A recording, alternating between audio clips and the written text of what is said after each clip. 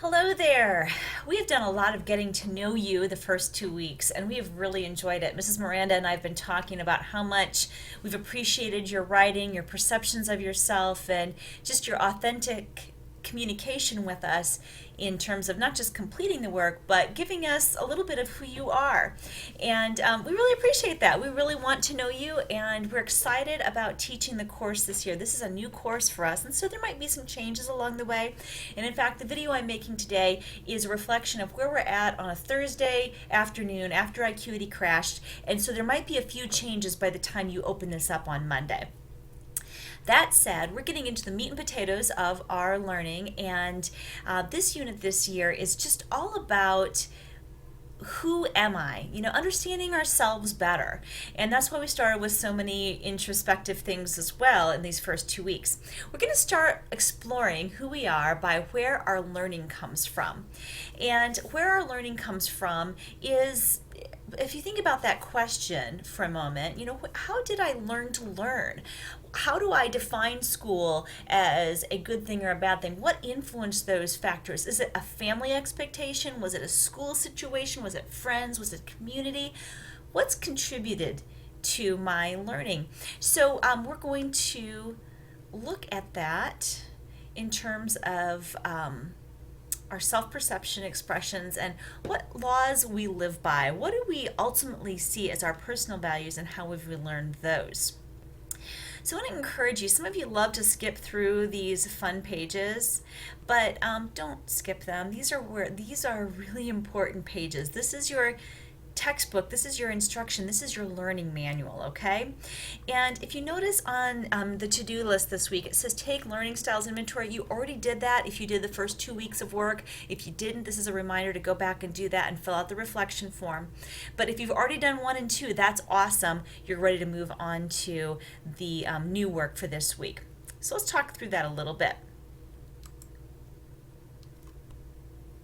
Just a reminder that Monday and Wednesday at 11 o'clock are our reading and writing workshop times. We're going to have mini lessons and practical hands-on activities. And on Thursday, we will be having our weekly workout session, which is more of a general session to hone in on specific skills and to ask questions about any assignments that you're not getting for the week. Okay, each page of this unit is going, or each week of this unit is going to talk a little bit about what we're trying to get out of the understanding, and there's lots of terms. And so one of the things we don't have built in yet, but that we're probably going to add, is a quiz and a page and a quiz giving some instruction on some of the terms we're using, because this curriculum it's rigorous and it's a lot to learn on your own, and that's why we really want you to come or at least watch our live recordings so that you can hear some direct instruction on these topics. But just in a nutshell right now, we're trying to look at the things we're going to read for this class in terms of, at least our focus for this week, is looking at the author's point of view and why they're writing. The author's a real person, and they have a perspective or a lens that they're writing through. And they have a reason that they want to write, and therefore their style choices are going to be affected by that. You can do the stop and think on your own later. This is just the brief overview, a little bit of understanding about why we're reading this, and a little bit of an interactive on some of these terms, because there are so many terms involved with this particular unit. So if you click on these, there'll be a definition underneath, and like I said, we're going to quiz you on those a little bit later as well. Okay, that's laying the foundation for the actual reading. And we give you a tip of the day. We're going to constantly in this year ask you to make inferences and to provide textual evidence. That means reasons to support and back up your claim from the actual reading that we're doing, or from the video we're watching, or whatever the text may be. And so these are things we're trying to learn how to do. And this is a little bit of instruction on how to do them. And again, another self-check that you can click on. Click around, really read this stuff, and watch the instructional video that goes more in depth than I'm going right now.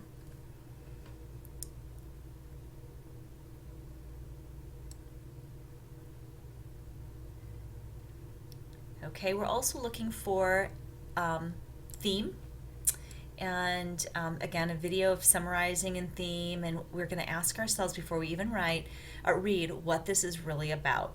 How can I find the theme? How can I summarize something that somebody else has written? Again, lots of reading, but click around, really try to absorb this stuff.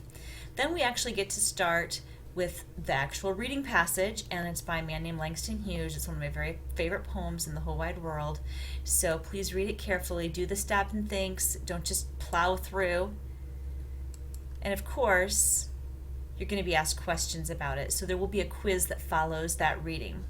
Then we're going to and remember, we're all of these readings are talking about where my learning comes from.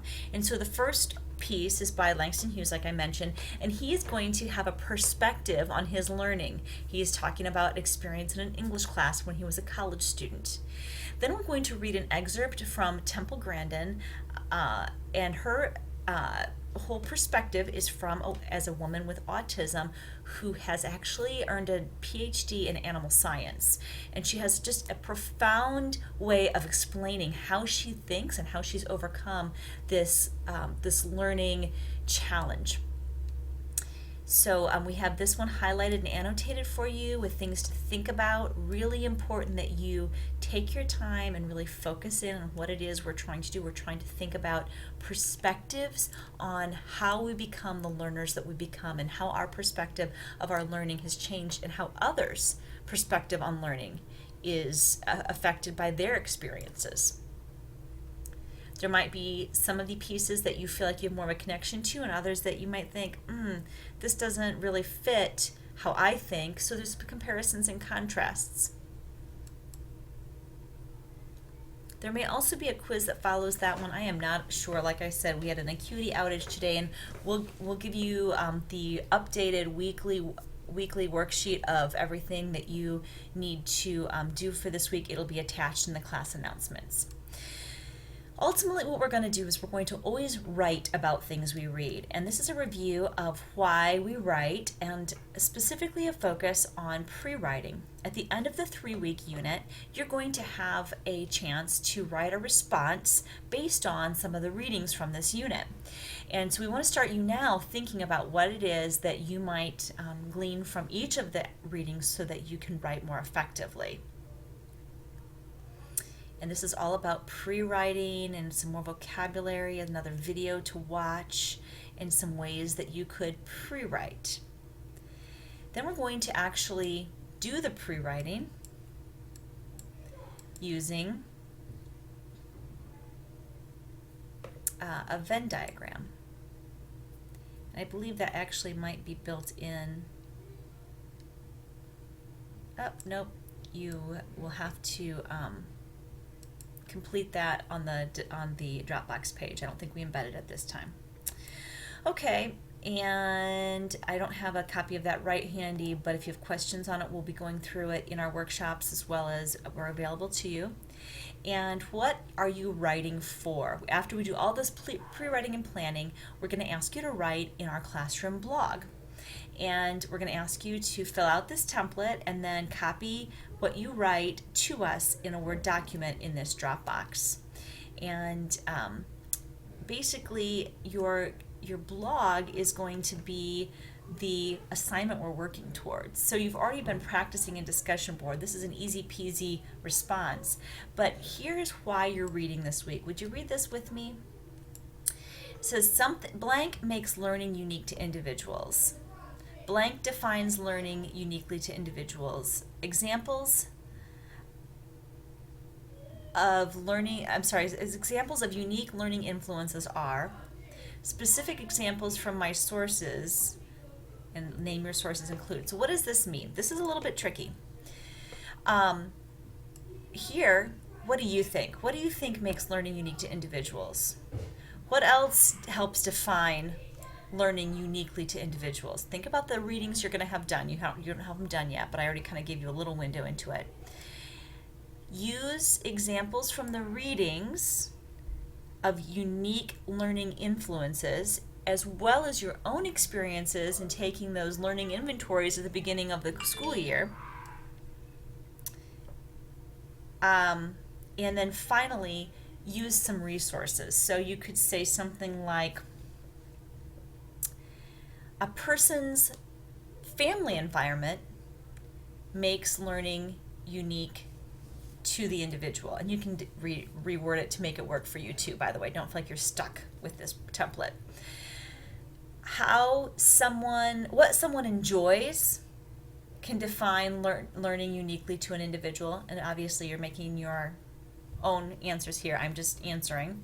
Examples of learning influences are physical and mental and emotional challenges, and even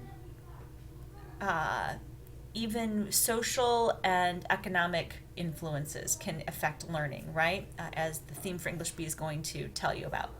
Then examples from my sources include, in Temple Grandin, she talked about learning as an autistic learner, and in Theme for English B, Langston Hughes talks about learning as an African American man being taught by a Caucasian teacher in a time period when there was a lot of racial discrimination. So I'm just making these things up. I want you to make this your own. If you can't quite fit in the blanks, revise it to make it your own. Copy and paste both your ideas and your response to us, and you can get the discussion board rubric how we're grading you by clicking here, just so you have a clear idea of what we're expecting. Okay, again, like I mentioned, every week in the class announcements is everything you need to know from a big picture point of view. That weekly plan calendar is here. Your Collaborate links are here. If you want to be reminded by our text messages, please click here and sign up. And the weekly discussion board is right here, and that discussion board blog is required experience. All the other discussion board pieces are the extra things. Have a great week. We look forward to working with you, and we look forward to getting your paychecks out to you after you deliver your time cards through our message center by Friday at 4. Have a great week.